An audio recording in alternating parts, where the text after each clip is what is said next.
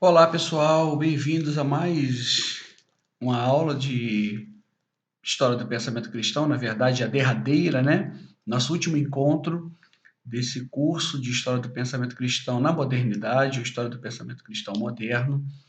E hoje, gente, eu queria tratar com vocês uma temática que ela fica ali no limbo, né, entre esse período da modernidade, características da modernidade, mas também características da pós-modernidade, ou hipermodernidade, ou modernidade reflexiva, é tudo a mesma ideia, onde é uma crítica aos pensamentos modernos do individualismo, por exemplo, mas também há uma exacerbação de valores da modernidade, como o relativismo, como o próprio niilismo, enfim.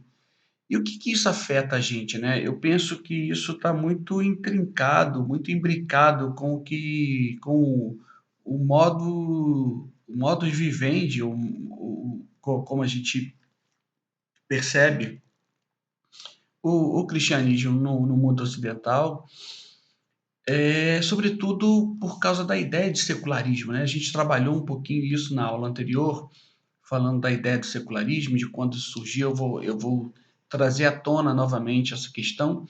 Mas eu queria pensar com você exatamente nessa temática aqui, cristianismo, e eu coloquei entre parênteses pós-secularismo, na era também, entre parênteses, pós-moderna.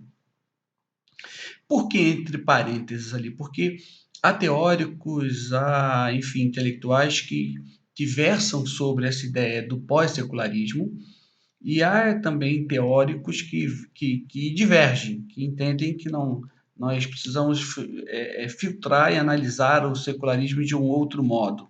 Mas há outros ainda que pensam que nós estamos na modernidade e outros que ainda estamos na chamada pós-modernidade. Bem, enfim, o fato é que temos vivido nesse tempo, sobretudo a partir do século XX, um boom de invenções e da tecnologia no modo de vida, no ritmo da vida do ser humano, sobretudo aqui no Ocidente. E é muito importante, pessoal, a gente perceber e ter uma real noção do que se prega, do, o que que essa modernização tecnológica, o que que é a globalização, qual foi o efeito das guerras mundiais, sobretudo no século XX, a, que trouxe para nós, em termos de século XXI, e aí é um período contemporâneo, a gente tá tratando e fazendo vínculos, né, e links com a modernidade, mas é fundamental a gente pensar nessa ideia do secularismo, porque ele está muito linkado e imbricado à ideia da autonomia do homem em relação ao divino. Isso desde lá do século XVI, desde o Renascimento, essa coisa começa a haver esse deslocamento, essa mudança na perspectiva de se entender a religião. Então, assim, para a gente efetivamente trabalhar hoje o assunto, nesse nosso último encontro, eu queria que a gente refletisse então sobre essa ideia, né? E trazer para vocês o estado da arte do que se pensa acerca dessa questão de secularidade. Hoje então, os pensadores, os filósofos, os teóricos, os intelectuais, eles estão muito se debruçando, né, sobre essa questão, mas, sobretudo, entendendo que a religião ela não pode simplesmente ser algo descartado da vida do ser humano, né? A religião ela precisa estar imbricada nesse processo de sociabilidade, de novas perspectivas, de descobertas, de como se perceber o ser humano. E então é um pouquinho disso que a gente vai tratar hoje. Claro, mais um sobrevoo, né? Nosso desejo era conseguir aprofundar mais ainda essa questão, mas infelizmente o tempo não nos permite e numa perspectiva de um curso, né, EAD, como tem sido o nosso, as coisas precisam ser mais objetivas, a gente vai pincelando questões, a gente, na verdade, vai traçando, né, para vocês aí o caminho, vai dando indicativos, e é para que vocês percorram esse caminho e consigam efetivamente tirar as suas próprias conclusões, enfim, e ter as suas devidas opiniões e críticas. Mas o que é importante disso tudo é a gente pensar no que há de novo, no que há de novo em termos de discussão sobre essa questão, religião, ciência, secularismo, sagrado, toda essa questão é fundamental e está muito imbricado nesse tempo que a gente vive hoje, está linkado hoje, né? Tudo que a gente fala, tudo que a gente pensa. Então, assim, quero convidar vocês para a gente refletir sobre essa ideia do secularismo, avançando um pouquinho mais numa perspectiva de que alguns teóricos chamam de pós-secularismo, para a gente poder caminhar e aprofundar, então, os nossos conhecimentos e de modo que a gente fique com o nosso portfólio acadêmico mais robusto. Vamos relembrar? A ideia de secularismo, né, é um conceito que ele advém ali, ele é primeiro, ele nasce, ele tem o seu nascedouro na Revolução Francesa, daí eu coloquei a fotinha aí da queda da Bastilha, mas ela foi pensada primeiramente, eu falei isso na aula anterior, como um aspecto de neutralidade do Estado, né, da esfera pública em assuntos religiosos. Mas que com o tempo isso foi tomando um outro sentido, uma outra significação, passando a ser o secularismo uma rejeição, tá certo, de tudo que está relacionado à religião. Tudo que é relacionado à religião não serve para a esfera pública, para a esfera estatal, por exemplo. O Estado dele, e aí prega essa ideia da laicização do Estado. Então, esse termo ele começou a ser utilizado, como eu disse, na Revolução Francesa. Falei disso na aula passada também com vocês, onde os bens da igreja na França revolucionária foram confiscados e também num contexto em que muitos clérigos abandonaram efetivamente ali a instituição católica e aderiram à revolução. É importante a gente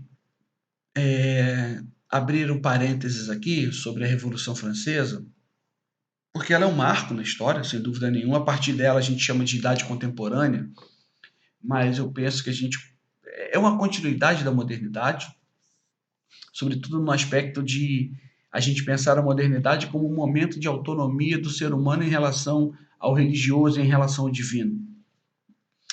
Então, a Revolução Francesa ela é esse marco na história da humanidade, sobretudo porque ela vai inaugurar um processo que vai levar à universalização dos direitos sociais, das liberdades individuais, e a partir daí começa-se a se pensar uma ideia de república representativa, que é o que a gente tem hoje.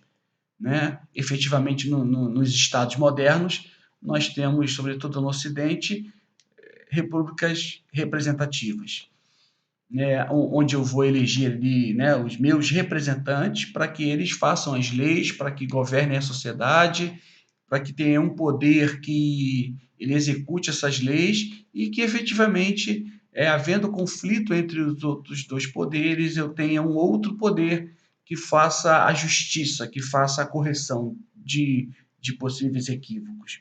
Essa é uma ideia muito utópica e teórica, tá, gente? Que eu estou passando aqui para vocês. Na prática, a coisa é bem mais complicada. Mas, enfim, é um norte.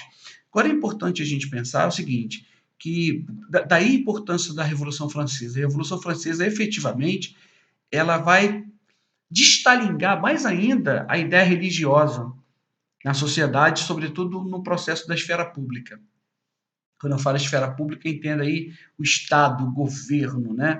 Todo o establishment, ou seja, todo o corpo estatal que nos rege, que rege a sociedade. Então, é importante a gente pensar como a Revolução Francesa ela foi algo assim, por isso que ela é um dos marcos divisores da história, sobretudo porque também ela foi o ápice, se eu pudesse, ou clímax. Ela foi o clímax de toda aquela reverberação do iluminismo que se popularizou na própria Revolução Francesa. Tá certo? Essa ideia de direitos universais, a ideia de indivíduos, a ideia de cidadão, isso que a gente fala tanto, né? Os meus direitos, isso é muito Revolução Francesa, isso é muito. Porque antes era o absolutismo despótico, ou seja, o rei falava e o que o rei dizia era a pura lei, porque o rei ele era alguém escolhido por Deus, aquela ideia do direito divino de governar. E isso vai ser um ponto nevrálgico ali na questão da Revolução Francesa, porque ela vai associar essa nobreza que se pautava na religião para governar, para se manter no poder, como os ideólogos da Revolução e o próprio povo, eles vão entender que a religião ela é ruim nesse aspecto analisado somente da questão da manipulação do poder, de chegar ao poder, de se manter nele, né? Então, daí a importância de a gente pensar a Revolução Francesa, que ela vai estar também literalmente linkada a essa ideia de uma nova religião, a religião do Estado, a religião do homem, né? Se tem hoje na França, em Paris, o Panteão da Revolução.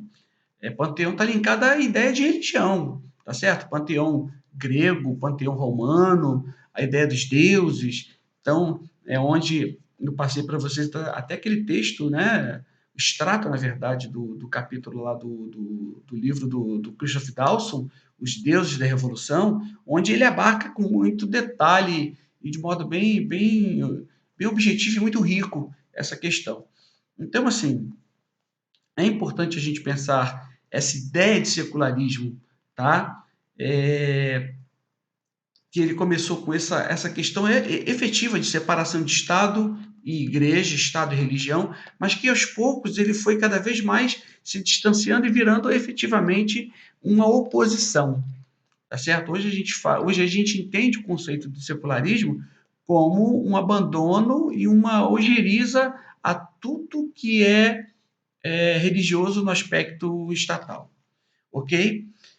Seguindo em frente, então, o próprio Turners, né, para a gente relembrar o que foi esse movimento iluminista, que é tão importante e relevante, porque ele vai fazer ali a divisão, a cisão entre idade moderna e idade contemporânea, embora para muitos a idade moderna ela vai até 1914, mas, enfim, o iluminismo, então, foi esse movimento intelectual surgido lá no século XVII, lembra, com Baruch Spinoza, não começou nos salões lindos da França, mas sim no século XVII com Baruch Spinoza, que elevou a razão humana a um status quase divino, que ele atribuiu essa habilidade, né, da verdade, de se extrair a verdade através da razão, ou seja, a ideia da razão ela é o novo padrão, o novo paradigma para se entender a existência humana, né? E não mais a revelação divina num sobrenatural, num ser transcendente, como é a ideia do pensamento judaico-cristão. Então, a razão, lei natural e progresso humano, elas foram temas do século XVII e XVIII, também chamados de Idade da Razão, ou Século das Luzes, os enciclopedistas. Então, assim, os intelectuais dessa época rejeitavam as autoridades externas como igreja, Bíblia, governo, e promoviam a razão como padrão, como norma, como o fio condutor, mais do que o fio condutor, como fiel da balança, é a razão. Então, isso, gente, isso se corporifica na Revolução Francesa. O iluminismo são várias ideias, várias questões filosóficas, e elas desaguam efetivamente numa coisa chamada Revolução Francesa.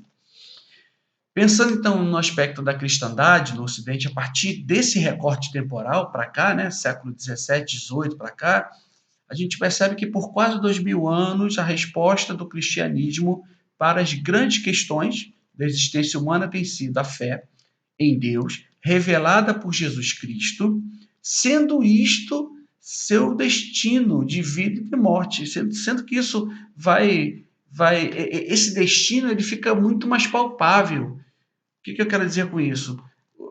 Dá um sentido à vida, essa ideia, né? Tanto para a vida quanto para a morte, ensinando o certo e errado. Ou seja, o paradigma da sociedade até então era o quê? Era a ideia de que Deus enviou seu Filho para morrer por todos nós, porque todos nós somos pecadores, e através de uma reconciliação em Cristo, em Jesus, nós temos essa reunião, essa paz em Deus.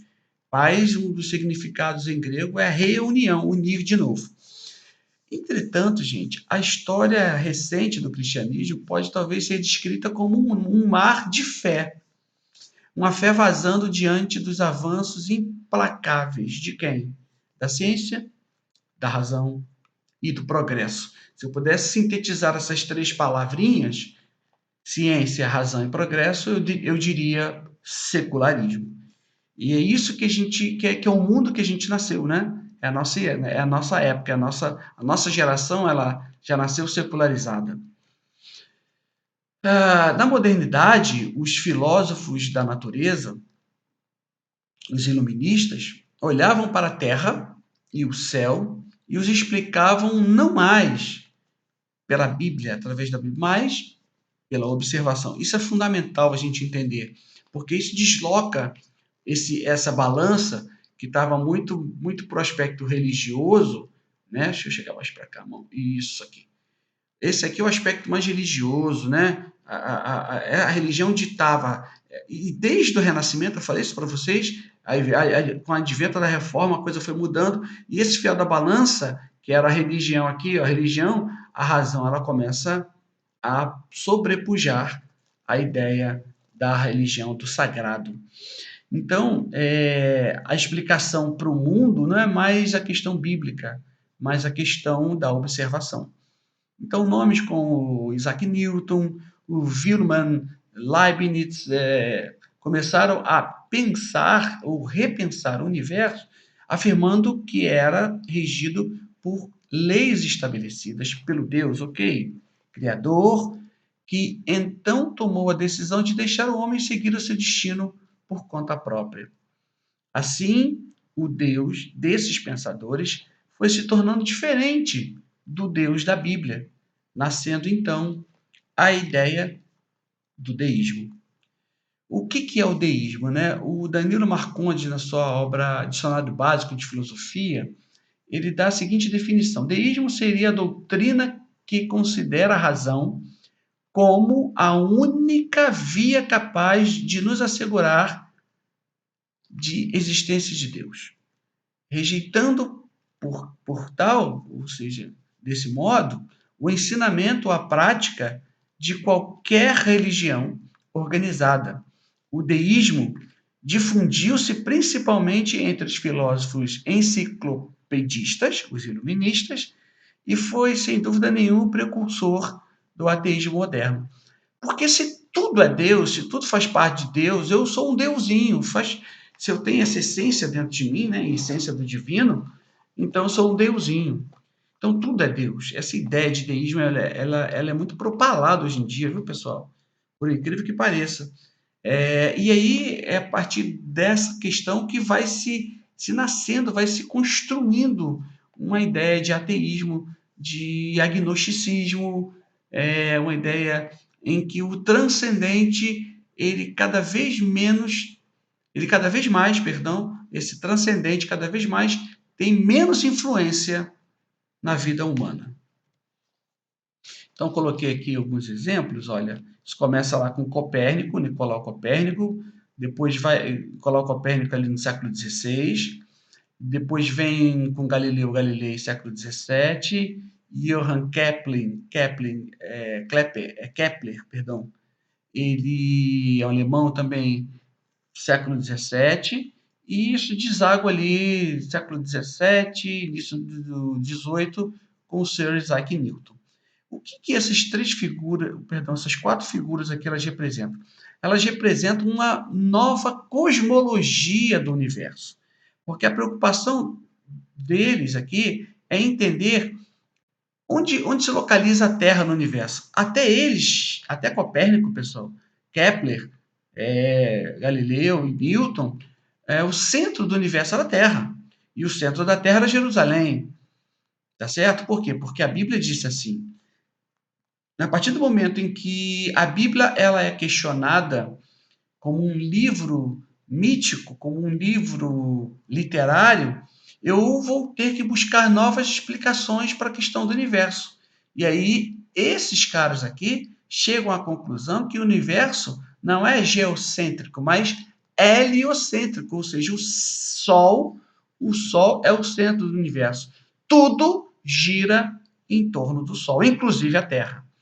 E isso, gente, vai dar uma confusão na cabeça do homem ocidental cristão, porque e agora? Se a Terra não é mais o centro do universo, será que continuo sendo a primazia da criação? Será que o homem é importante mesmo? Então, olha que novas questões começam a surgir, e para essas novas questões, nessas novas demandas, a necessidade, sim, de se colocar novas questões, novas respostas. Então, a partir lá do século XVI, as coisas começam a mudar com a Reforma Protestante e a Revolução Científica.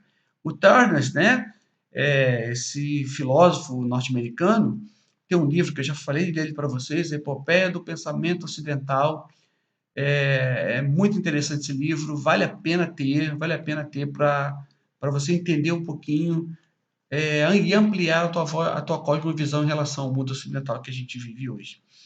Então, o Thanos ele vai aludir que esta última, né, a Revolução Científica, foi a expressão final do Renascimento e também a contribuição final para a cosmovisão da Era Moderna. Ou seja, na Era Moderna, eu preciso provar, eu preciso ter um raciocínio lógico, eu preciso buscar na razão as minhas respostas, não mais num livro escrito há tantos anos atrás, que tem muito mais um aspecto literário do que de revelação. E aí, gente, a Revolução Científica, tá aí, eu coloquei aqui umas imagens aqui, para vocês tudo junto aqui, né? Para a gente pensar um pouquinho. A ideia da bússola, aí está ali o Einstein, né?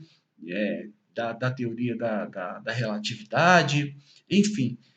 Isso deságua aqui, né? Deságua em nós, mas isso começa lá atrás. Então, assim, todos esses teóricos e intelectuais que a gente viu, cientistas que nós vimos, formularam então uma nova ideia de explicação da natureza, na perspectiva da observação dos eventos naturais. Buscando fazer o quê, gente? Compreender e explicar, por meio de equações, de cálculos matemáticos, a chamada filosofia natural, que, em última análise, é a ciência moderna que temos, que ali estava nascendo. Então, assim, a ciência moderna ela tem seu nascedouro a partir da perspectiva dessa revolução científica. Isso é muito importante a gente pensar, porque muda a nossa forma de pensar e ver as coisas. Ok, gente? E aí muda a nossa forma de ver as coisas, a nossa cosmovisão está alterada, está mudada, é outra cosmovisão. Então, a partir dessa questão, dessa revolução científica, esses intelectuais, enfim, cientistas e pensadores, eles pressupunham que depois da criação desse complexo universo ordenado, Deus se retirava das maiores, de maiores envolvimentos ou intervenções da natureza, permitindo que ela prosseguisse sozinha o seu caminho, né? De acordo com as suas leis perfeitas e imutáveis. Ou seja, gente, a nova imagem desse Criador era a de um arquiteto divino, mestre, matemático e relojoeiro. O universo era visto como um fenômeno fundamentalmente impessoal, isso que é muito importante. O universo, a partir da Revolução Científica, ele passou a ser enxergado como o quê? Como algo impessoal e de regularidade uniforme, ou seja, regido por uma equação de funcionamento, por questões matemáticas, e é impessoal, ou seja, essa divindade, esse Deus transcendente, ele não se relaciona com a criação. O papel, então, do ser humano passa a ser o quê nesse universo? A partir dessa nova cosmologia, nessa nova ideia, né? Nessa nova visão de mundo.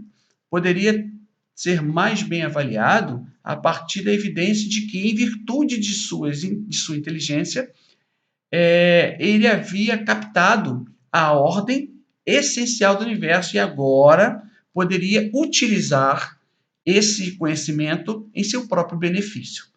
Não havia muitas dúvidas de que o homem era a coroa da criação. Ok.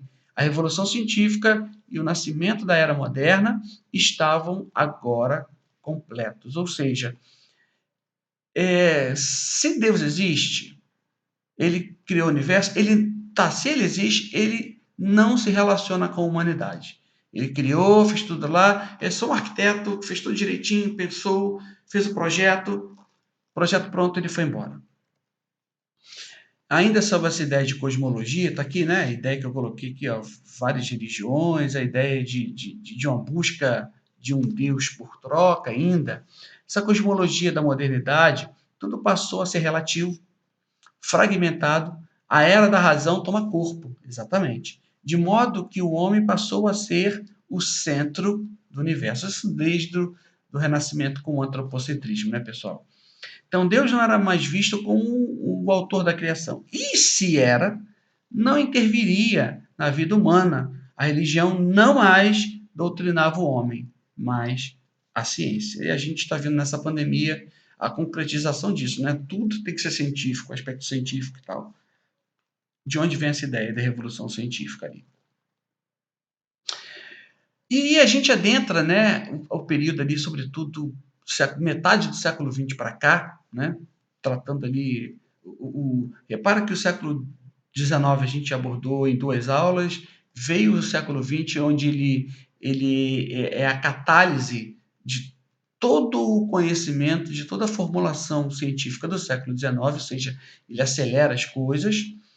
E aí, a partir sobretudo do pós-Segunda Guerra Mundial, há alguns teóricos, né, que chamam esse período, até o período que a gente está vivendo hoje, de pós-modernidade. Outros não. Mas aí, o que importa a gente pensar é o seguinte, que depois das 2 guerras mundiais, o próprio terror atômico, o medo do mundo acabar, né, para a guerra das superpotências, a União das Repúblicas Soviéticas e os Estados Unidos da América, há uma profunda reflexão sobre o pensamento moderno e a emergência da pós-modernidade, impondo duras críticas à modernidade e, ao mesmo tempo, vai exacerbar muitas daquelas características da modernidade, como o próprio individualismo, o ceticismo, o conformismo e o relativismo. Então, de acordo com Maria Clara Bingemann, professora da PUC, né, daqui da PUC Rio, de Teologia, ela vai dizer o seguinte, que a sociedade pós-moderna valoriza a experiência como um dos principais fontes de explicação do mundo. E aí que tá, olha que interessante, a partir dessa ideia de experiência, eu sou muito mais sensível a ter a minha experiência de acordo com a religião que eu quiser, ok? Repara que é exatamente o que a gente vive hoje. Hoje a religião cristã ela está sendo muito vilipendiada, né? Está sendo muito colocada para escanteio e a emergência de culturas e fés orientais, as pessoas aderiram a isso, isso vira da moda, isso é muito descolado. É isso mais ou menos isso que a Maria Clara está dizendo para a gente aqui. E aí eu efetivamente desago, né? Eu chego a esse rio que tem 2 vias, ou essa estrada que tem 2 vias. A via do secular e a via do sagrado. Está em inglês aqui, mas isso aqui é sagrado. Então, parece ser 2 vias antitéticas, 2 vias excludentes. E aí que está a grande questão, porque de coisas de 2 a 3 décadas para cá, né, algumas pessoas têm, alguns intelectuais têm se debruçado, têm discutido, têm se debatido sobre essa questão do secularismo, né? Essa ideia de rejeição da religião, tudo que é religioso não serve para a esfera pública. Então, o que eu coloquei aqui, nas últimas décadas, do nosso tempo, tem se buscado compreender melhor o fenômeno do secularismo e, por vezes, pensadores veem suas teorias falharem, exatamente. Não se trata mais de indagar qual a forma ideal de relação entre religião e esfera pública, mas antes de compreender as razões pelas quais a religião continuava a cumprir um papel de relevância na sociedade moderna. Deixa eu só fazer um parênteses aqui. Esse foi um dos grandes equívocos da Revolução Francesa. Ela achou que conseguiria substituir o cristianismo, a religião, né? No caso, o cristianismo. Pessoal, só a religião ela consegue tocar a alma das pessoas. Por mais desenvolvido, culto que seja, a pessoa precisa saciar a sua alma. E a religião, ela vem com esse propósito, né? E esse foi o grande equívoco da Revolução Francesa. Ela quis tentar criar uma religião racional e a coisa degringolou. Então, assim, gente, para nós pensarmos, eu coloquei o grande cisma do Ocidente aqui, mas foi um equívoco aqui, não deixa de ser um hiato, né? Essa ideia e essa divergência entre secularismo e pós-secularismo, mas eu quero trazer para vocês dois pensadores aqui que são do nosso tempo, são vivos ainda e que tratam a questão do secularismo. Um é o Charles Taylor.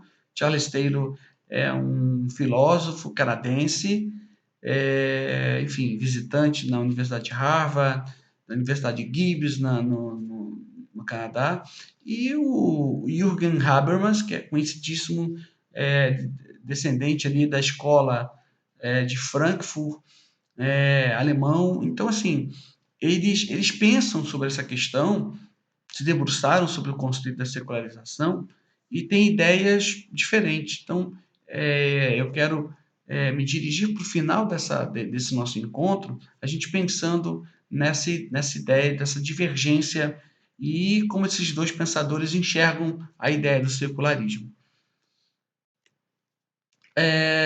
Para Taylor, né? Para Taylor, de novo, tá, gente? Ali, grande cisma do Ocidente.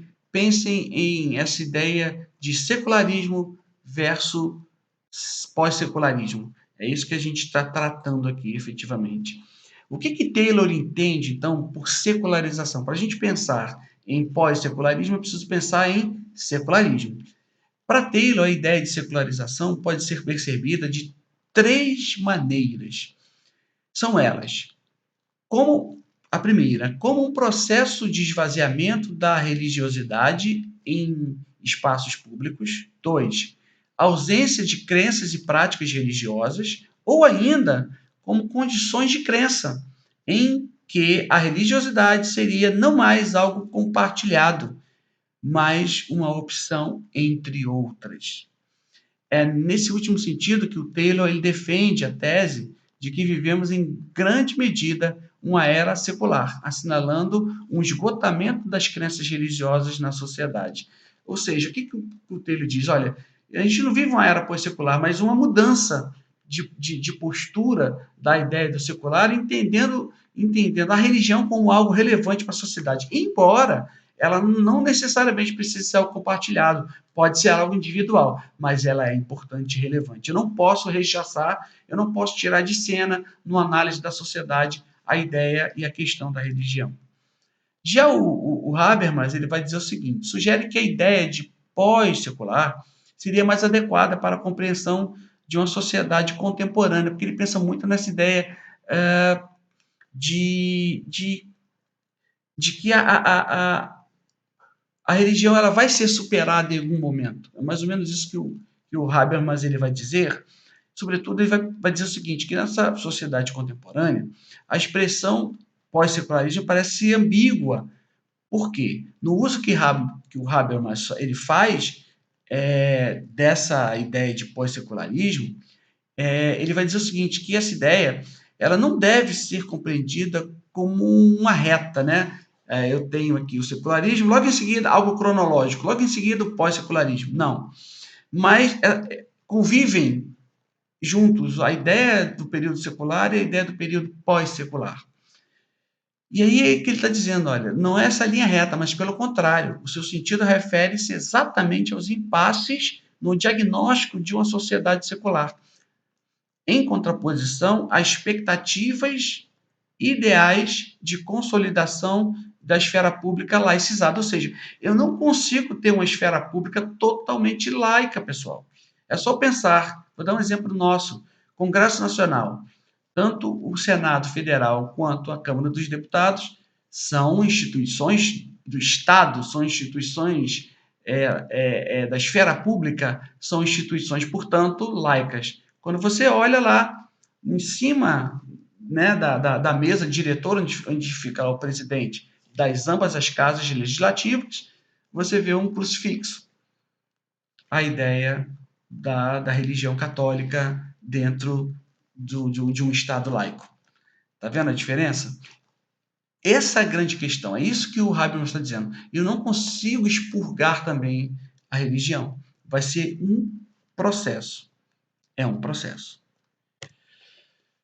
E aí, desse modo, a questão que emerge para ser não tanto um diagnóstico de uma sociedade secular como perda ou esgotamento do sagrado, mas a do próprio fundamento do Estado moderno, sobretudo o papel da religião. Qual o papel da religião nessa esfera pública? Posto que o Estado moderno se caracterizou por partir dessa distinção, exatamente. Lembra os Estados nacionais? Separação Estado e Igreja. E a ideia de Estado laico, representada a partir da exclusão por completo da religião, é sem dúvida um equívoco, visto que o Estado laico não significa, e aqui que é importante, gente, quero que vocês guardem isso, visto que o Estado laico não significa sociedade sem religião, mas deveria evocar a ideia de liberdade religiosa. Exatamente o contrário. Não é o rechaçamento da religião, mas eu dizendo o seguinte, olha, não existe uma religião padrão, não existe uma religião do governo. O governo é sem religião, você pode ter a religião que você quiser. À medida que o tempo foi passando, isso foi sendo alterado e essa rejeição foi sendo impregnada na ideia de secularismo. Por fim, gente, a visão pós-secularista nos parece interessante na medida que desconstrói ou não as teorias da dessecularização, proporcionando uma abordagem mais rica e coerente de interpretação da religiosidade contemporânea. Objetivando o quê, gente? Romper com paradigmas deterministas e normativos, lá da época do positivismo, lá do início do século XIX, herdados das tradições positivistas que carregam em si uma ótica reducionista, essencialista de interpretação da religião na modernidade, abrindo espaço para uma compreensão mais atenta e contextualizada da religião na sociedade moderna. Vamos traduzir? O que essa ideia do pós-secularismo está dizendo? Olha, está dizendo o seguinte, eu preciso trazer a religião, preciso trazer a pauta, a baila, a ideia da religião na esfera pública, sim. Eu não posso extremar, eu não posso ter um Estado teocrático, pautado numa divindade, mas que a religião ela precisa estar dentro do aspecto de análises sociais e aí ser discutida sim dentro do ambiente da esfera pública, ela precisa estar. Eu penso, gente, que vivemos sim, eu concordo com Habermas e com Taylor, que a gente vive numa era pós-secular ou um secularismo diferente, um secularismo onde eu preciso inserir a religião dentro do contexto social, senão não entendo o que a sociedade está pensando, para onde ela vai e por que ela pensa assim. Tudo isso vai influenciar o que, pessoal? O pensamento teológico, o pensamento cristão na modernidade. E, sem dúvida nenhuma, essa é uma demanda relevante para nós, enquanto teólogos, enquanto pensadores, enquanto intelectuais, para que nós busquemos as respostas que a sociedade tanto aspira, sem deixar de lado a ideia do sagrado, a ideia da religião. Que a religião é importante. A história já mostrou isso para a gente. É claro que os equívocos, os extremos são ruins. E a gente precisa buscar sempre, sempre, sempre o equilíbrio.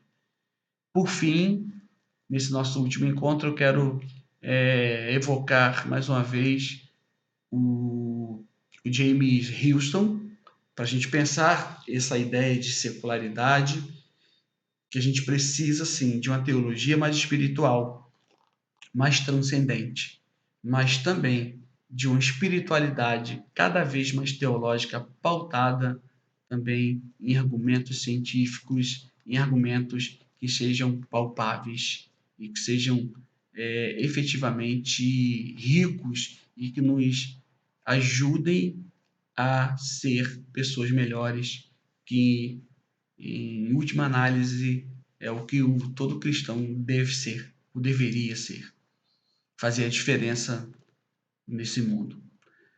Que Deus abençoe vocês. Foi um prazer, um privilégio estar com vocês esse semestre. E até uma próxima, viu? Grande abraço.